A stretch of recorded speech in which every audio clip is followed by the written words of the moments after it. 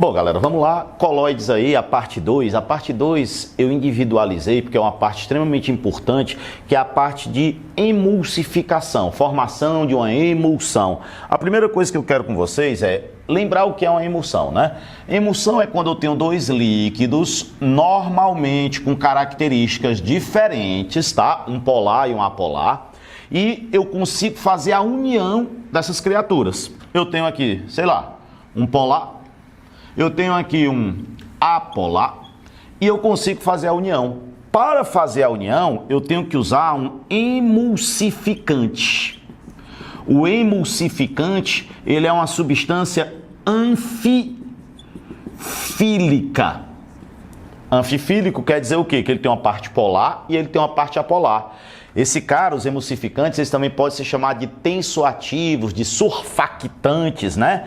Eles também podem ser chamados de anfipático, tá certo? Então é anfifílico ou anfipático, não esquecer essa parada. Esses termos são extremamente importantes e é uma substância que tem a dupla característica. Ele é polar e apolar. E, porra, se ele é polar e apolar, ele é capaz de dissolver substâncias polares, substâncias apolares e, sobretudo, fazer isso que é a emulsificação, que é a união do polar com o apolar.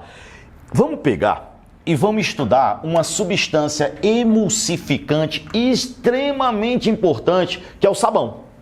Então vamos começar lembrando que o sabão, ele é um sal de ácido carboxílico, e se ele é um sal de um ácido carboxílico, de um ácido graxo, lembrando que ácido graxo é um ácido de cadeia longa. Então você tem com mais de 10 carbonos, né? Você tem aqui, ó, uma substância que tem um carboxilato na ponta, se vem de um ácido carboxílico, aqui seria uma carboxila, que é COOH.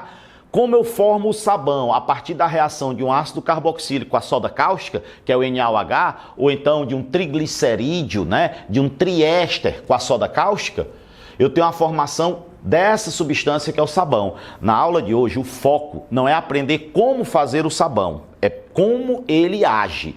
Se vocês olharem aqui para ele, eu tenho essa grande região aqui, ó, que é apolar. E eu tenho essa daqui, ó, que é polar. Então, ele já atende aquelas características legais, ele é anfifílico, né? Ele tem uma parte polar e uma parte apolar. Ele se dissolve em substâncias polares e em substâncias apolares. Então, vamos imaginar como é que essa desgraça aqui, ela vai entrar dentro da água. Poxa, se eu tiver água pura, lembrem que água pura, claro, é apenas água, e você resolver que vai colocar o sabão, qual é a parte do sabão que se dissolve na água? A parte polar, semelhante dissolve semelhante. Então a cabeça do sabão vai se dissolver na água, a parte apolar não dissolve. Se somente a parte polar se dissolve na água, o que você vai visualizar é isso aqui, ó. A cabeça do sabão aqui, ó, CO-, o Na+ separado dissociou aqui e o rabo do sabão aqui fora. Então eu tenho a cabeça dentro, o rabo fora, a cabeça dentro, o rabo fora, a cabeça dentro, o rabo fora.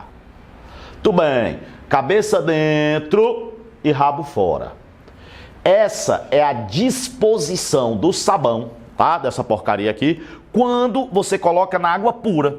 Parte polar, parte apolar. A apolar não entra dentro da água, não rola. Então, coloquei o sabão na água pura. Beleza. Agora, o legal, que é justamente o que eu quero mostrar para vocês, é quando eu vou emulsificar. O que é emulsificar? Isso daqui é uma coisa extremamente importante até em termos de desastres ecológicos, como derramamento de petróleo no mar. Vocês imaginem que eu tenha água, bem aqui, ó, e que eu tenha óleo, bem aqui. Agora não é água pura, é uma mistura heterogênea, água e óleo. Podia ser mar, petróleo. Uma das maneiras, vocês sabem que todas as maneiras de você, quando tem um vazamento de petróleo, de resolver o problema, elas são danosas. Aí entra naquela história, vai pegar na merda, tenta pegar a menor, né? Porque é uma merda resolver o problema do vazamento do petróleo. Uma das maneiras é dispersar o petróleo usando detergente ou sabão, né? Que tem essa característica. Vamos imaginar o que é que acontece se eu jogar aqui dentro, ó, o sabão. Aí eu acho que já dá para vocês se ligarem que a parte polar vai grudar na água e a parte apolar gruda no óleo. Aí você agita e o sabão vai fazer o quê? Vai puxar o óleo para dentro da água. Então, se eu colocar sabão e eu agitar, quando eu olhar, o que eu vou ver é uma coisa muito bacana, muito interessante, que é isso aqui, ó. Gotículas de óleo estão dispersas na água. E o sabão, ó, tá aqui grudado nessas gotículas de óleo, ó. Olha só a situação como é interessante. Ó, olha isso aqui. Lembrem que a parte polar fica em contato com a água e a parte apolar fica em contato com o rabo do sabão. Então aqui, ó, eu tenho a formação de uma esfera ao redor da gotícula de óleo. Isso aqui é o óleo. Então, eu peguei o óleo, transformei em várias gotas pequenas, eu puxei para dentro da água. Essa esfera maior, ela é conhecida como micela. Então, eu tenho uma formação de micelas. Eu dispersei o óleo dentro da água. Eu vou ter várias micelas dessa. Eu queria que a gente analisasse, era o seguinte. Vou colocar aqui em maior aumento, ó, para que vocês possam estudar comigo os tipos de força que nós temos. Poxa, se vocês olharem para cá, eu tenho aqui o óleo, aí eu tenho aqui, ó, o rabo do sabão, que é apolar, e a cabeça do sabão. Mesmo esquema, ó. Ó aqui a micela crescendo, ó. Ó a situação. Tá aqui, ó, na boa. Aí o que é que eu quero que vocês analisem? Qual é o tipo de interação que tem aqui dentro, ó, dentro da gota. Se o óleo é apolar, o óleo é apolar. E o rabo do sabão também é apolar. Isso aqui vai ser a parte do rabo do sabão. Atração apolar com apolar é o que a gente chama de dipolo induzido. Então, o tipo de força que tem aqui dentro, dipolo induzido. E aqui fora, poxa, de uma maneira bem clara, vocês estão vendo que a água, que é polar, a água, ó, ela é polar, ela vai ser atraída por essa região negativa, que é um íon.